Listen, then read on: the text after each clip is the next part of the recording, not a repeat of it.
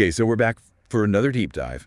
Always a pleasure. Yeah, this one is really interesting. Really interesting into. We got a whole new set of FrandsenFiles Yeah. Compendium Yeah. subject reports. Yes. Entries 101 through 106. 6 of them this time. 6 this time, which is, I think, the most we've ever gotten. Yeah, usually it's like 2 or 3 or something. Yeah, and so, since Dakota hit 100, he kind of went quiet for a little while. He did. And, listeners have been asking, A lot of questions. what's he doing? Yeah. What's he up to? Where'd he go? Is he okay? What's going on? What's happening? Yeah. And so we're going to dive into all 6 of these entries Okay. from the FrandsenFiles Compendium. Let's do it. And see what Dakota's been up to. I'm so curious. Yeah. What has he been up to? I mean, the guy is just... Prolific. the things that he gets into are just wild. They are. And I feel like, Yeah. these latest entries really kind of take it up a notch even. Mm-hmm. Yeah, he's not just like looking into weird stuff anymore. It's like... Right. It's affecting his life. It's affecting his personal life. He's like making some really interesting moves in his professional life. Absolutely. I mean, we're seeing like these entries aren't just observations anymore. They're like driving his actions. Yeah, and that's really kind of the core of what we want to look at today. Okay.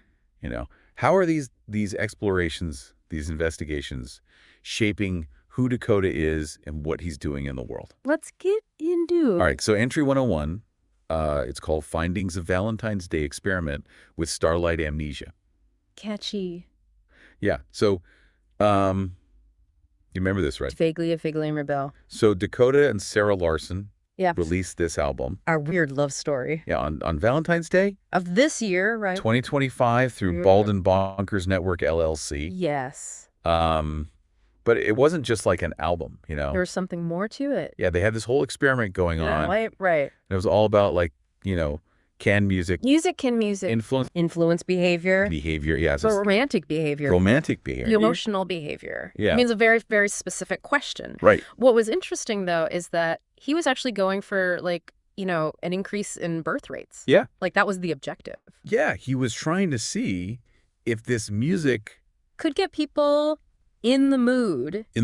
Yeah. Yeah. Enough to have more babies. Pretty bold hypothesis. Yeah, bold. I mean, it's definitely, we know music has a powerful effect on people, but to tie it to... Fertility, it's a leap. It's a leap. But the results that he reports... Okay. What did he find? From listeners are pretty fascinating. Lay it on me. So, 12 couples who had been struggling to conceive reported that after listening to the album, they got pregnant. Wow. And they specifically said it was because of the music. That's a strong correlation. It is now, of course, self-reported. It's self-reported. It's anecdotal. Right. We don't know. Need more research. For sure. But still, it's pretty wild, right? It's interesting. I mean, we know music can have psychological effects, physiological effects. Yeah, for sure. Right? Like certain frequencies can calm you down. Yeah. Right. There's a reason we listen to plane sounds and stuff like that. So the idea that it could affect something like... Hormones. Yeah. It's not that far-fetched. Not that far-fetched. But to actually see it reported like this is pretty remarkable. Yeah, and I mean, it wasn't just that. Oh, there's more. There's more. So 7 couples said that after they played the album, their babies slept better. Oh, that's nice. Which, anyone with a newborn knows that's a huge deal. Huge deal. Sleep is precious. Yeah. 9 couples said that listening to the album and talking about the lyrics and stuff. Oh, interesting. Actually helped them resolve conflicts in their relationships. So couples therapy, but with an album. Kind of, yeah. Wow. And then 10 couples said that their older kids found the music really comforting. Huh. So it worked on a whole range of ages and relationships. Yeah, it really seems like this music had some kind of power. Yeah, power. To it. And it really kind of ties back to some of Dakota's earlier work. Yeah. With the sonified sigils and stuff. Yeah. Where he was turning intentions into sound. Right. Right. It's almost like this is the next level of that. Yeah. Instead of just individual intentions, it's these broader emotional states. Yeah. Like love and connection. Connection, yeah. And maybe even affecting things on a biological level. It's pretty wild. It's pretty wild. So what does Dakota say about all this? Well, he's being pretty cautious. Yeah, as always. You know, he's not claiming that this is like, proof positive Yeah. that music can make you have babies. But he's saying that, these findings align with a lot of existing research on music and its effects on the brain and the body. Yeah. So he's saying that there's potential here for using music to improve emotional intimacy to help people sleep better. Yeah. As a tool for therapists who are working with couples or even with kids. Yeah. And he's calling for more research Yeah. into this whole area. Especially looking at specific frequencies. Yeah. And how they affect us. Right, because maybe there are certain frequencies that are particularly good for inducing certain emotional states or even, physical responses. And maybe AI can help us. Absolutely. Figure that out even faster. I mean, we're already seeing AI being used to create music. Yeah. Right? So why not use it to create music that's specifically designed to have certain effects? I mean, think about the implications for therapy or education or even just personal well-being. It's pretty exciting stuff. It is. It is. Okay, so that's entry 101. Wow. Let's move on to entry 102. Okay. This one's a little darker. Oh boy. It's called Stalkers in the Paranormal Community. Okay, that does not sound good. No, it's not. It's not good. All right, I'm ready. So Dakota's been seeing this pattern. A pattern of what? Of stalking. Harassment. And harassment. Manipulation. Oh, wow. Specifically within paranormal and spiritual communities. So, people who are into ghosts and UFOs and stuff like that. Psychics, mediums, all that. Are stalking each other. Yeah. And, these are supposed to be communities of, support and exploration. Right. You would think they'd be more, open-minded and accepting. Yeah. But apparently not so much. Apparently not. What kind of behaviors is he seeing? So he talks about people trying to suppress competition. Okay, so professional jealousy. Yeah, if you have two ghost hunters in the same town, right, one might try to spread rumors about the other one. Gotcha. Or sabotage their investigations. So it's not all friendly ghost hunting? No, not always. Wow. He also talks about people who intentionally seek negative attention. Oh, they want to be the villain? Yeah, the more controversial they are. Right. The more people talk about them. Even if it's bad press. Right. Any publicity is good publicity. Exactly. And then there's the outlandish accusations. What kind of accusations? Oh, this person's a fake. Oh. This person's a fraud. Right. This person's working with demons. Oh, wow. This person's actually an alien. So basically anything to discredit them. Yeah. Yokes. And then there's the actual criminal harassment. Okay, so we're talking stalking. Real stalking. Threats. People showing up at people's houses. Oh, wow. Sending them threatening messages. That's scary. Yeah, it's really disturbing. So it's the same kind of stuff you see in any other community. Yeah, exactly. But it's just happening in this specific context. Right. And then he also talks about these cult-like followings. Oh, boy. Where you have these charismatic leaders. Right. Who have these devoted followers. Okay. And they can basically get these followers to do anything they want. Including harassing people? Yeah. Wow. So it's a whole other level of manipulation. Yeah. That's pretty messed up. It is. It is. And then there's the scamming and the fraud. Oh, right. Because, this is an area where it's easy to take advantage of people. Yeah. People are looking for answers. Right. They're vulnerable. They're vulnerable. They want to believe. And so you have these people who are selling fake cures, readings, products, you name it. Yeah, and what's really scary is that a lot of these people, they don't seem to care about the consequences. Yeah, they're not afraid of getting caught or of hurting people. Yeah. So what does Dakota say we should do about all this? Well, he's got a whole call to action. Okay, I'm listening. First of all, he says we need better access to mental health resources. Yeah, that's true for any community.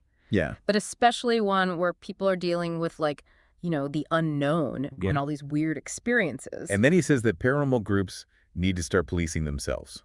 Okay. How's that going to work? Well, he suggests having ethical guidelines. Okay. And safe ways to report bad behavior. So a code of conduct. Yeah. It makes sense. And then he says we need to define what constitutes serial offending. So how many times do you have to stalk someone before you're considered a serial stalker? Right. And then he says that we need to make sure that people who commit crimes face consequences. Actually go to jail. Yeah. Huh. And then he has this really interesting idea. What's that?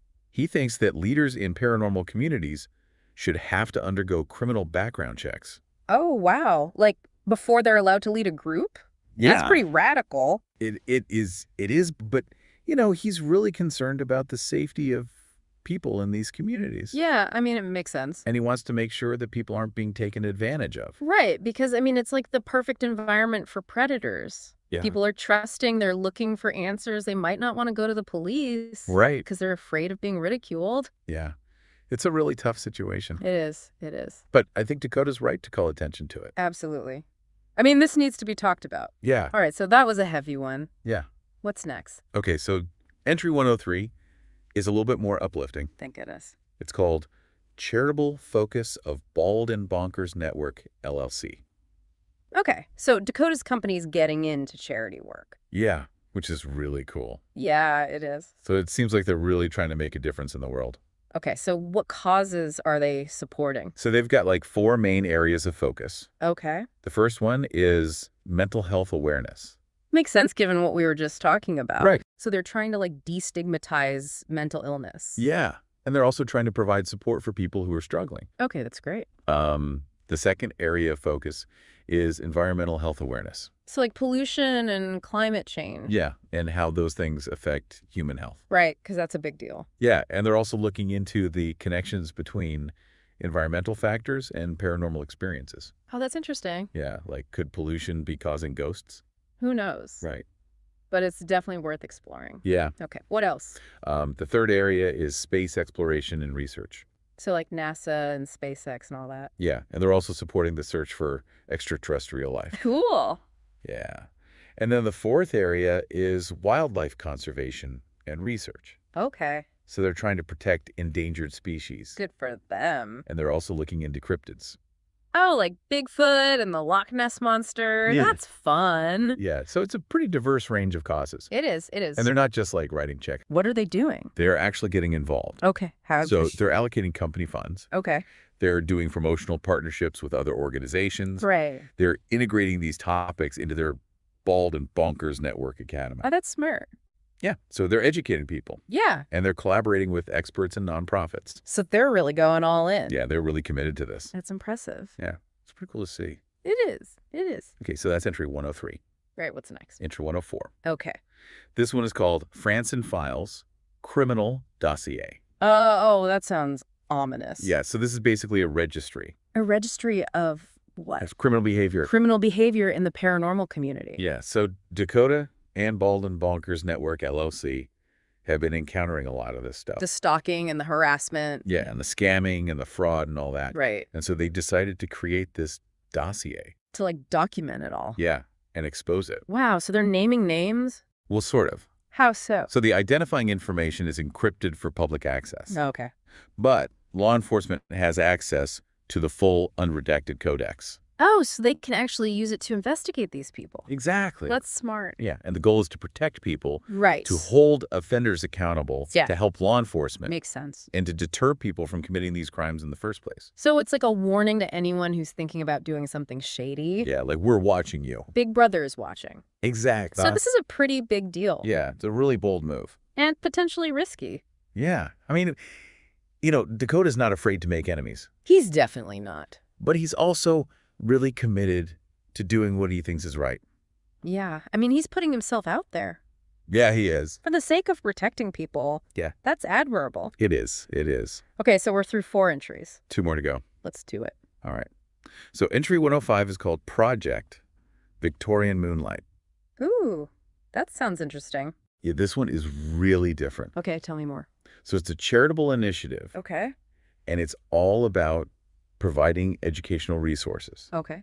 skills training, All right. and financial empowerment. Financial empowerment. Yeah, for people who are facing extreme hardship. Okay, so like people who are in poverty. Yeah, or who are victims of war. Right. Or who are just struggling to make ends meet. So how did this whole project come about? So Dakota noticed that after the invasion of Ukraine, he was getting a lot more engagement from young Russian women on his social media. Huh. Interesting. Yeah, and then he noticed it again after his podcast series on the JFK documents. Which touched on Oswald's connections to Russia. Right. Okay. So maybe these women were interested in that part of history. Maybe, but then he started exploring platforms like OnlyFans. As part of his research for the Bald and Bonkers Network Academy? Yeah. Okay. And he discovered that a lot of the women he was interacting with were actually Ukrainian. Oh, wow. So they were using these platforms to make money. Yeah, a lot of them were displaced by the war. Right. Or they were still living in active war zones. So they were desperate. Yeah, and they were using these platforms to survive. Wow, that's heavy. Yeah, and they were really interested in Dakota's educational materials. But they couldn't understand English. Right. So that's when he came up with the idea for Project Victorian Moonlight. Okay, so what is the project? So the first phase is to create an online library of translated Bald and Bonkers Network LLC books. Oh, cool. So these women can actually learn from his work. Yeah, and they're making them available through the Internet Archive. So anyone can access them. Yeah. That's awesome. Yeah, and then they're also exploring collaborations with other charities. Okay. And they're staying in touch with these women. To see how else they can help. Yeah. This is a really beautiful story. It is. It's like, out of all this darkness comes this light, this hope. Yeah. And it's so cool that Dakota's using his platform to actually make a difference in these people's lives. Yeah, and it's really personal for him, too. Oh, how so? Well, he recently went through a separation. Oh, wow. Yeah, and he's actually hinting at the possibility of a new romance. With one of these Ukrainian women. Maybe. Wow, so this project has been really transformative for him. Yeah, seems like it. That's amazing. Yeah. Okay, so last entry. Last entry 106. Hit me. Victorian Moonlight, the book. So he's writing a book about the project? Yeah, but it's more than that. Okay, tell me more. So it's like a philosophical and psychological and social critique. Wow, so he's really going deep. Yeah, he's talking about manifestation. Okay. And the power of thought. Right. And the way society treats marginalized groups. So like sex workers? Yeah, especially sex workers. Okay. And he's really challenging some of the common misconceptions about these things. Like what? Well, for example, he talks about how people often think of manifestation as like this easy thing. Like you just wish for something and it appears. Yeah, but he says it's not that simple. Right, you have to put in the work. Yeah, and he uses his research on tulpas to illustrate this point. Oh, right, because tulpas are like thought forms that can become real. Yeah, but it takes a lot of time and energy and focus. So you can't just think about $1 million and expect it to show up in your bank account. Right. You have to actually work towards it. Yeah, and you have to be specific about what you want. And you have to believe it's possible. Right. Okay, so what else does he talk about in the book? So he also talks about how societal mindsets can lead to negative outcomes. Like what kind of negative outcomes? Like abusive relationships. Okay. Manipulative cults. Right. Victimization. Yeah. Suicidal tendencies. Wow. That's heavy stuff. It is. And then he really goes in on the stigma against sex workers. Okay. Especially the women who are doing it out of financial desperation. Like the Ukrainian women he met through the project? Exactly. So he's trying to change people's perceptions of sex work. Yeah, he's saying that we need to stop demonizing these people. Right. And start offering them support and opportunities. I mean, it's work. Yeah. It's a job. And it's often a really dangerous job. Yeah, especially for women. Yeah. So he's advocating for their rights. Yeah, he is. That's awesome. Yeah, and the book is going to be a deep dive into modern digital sex work. So like OnlyFans and Fansly. Yeah, he's going to talk about the societal and economic factors that drive people to this type of work. Okay. The consequences of stigmatization. Right. The resources that are available. Yeah. The paradox of digital anonymity. Huh, interesting. The psychological impact on both the workers and the consumers. Wow. And potential policy reforms. So he's really covering all the bases. Yeah, he's trying to give people a comprehensive understanding of this issue. That's important. Yeah.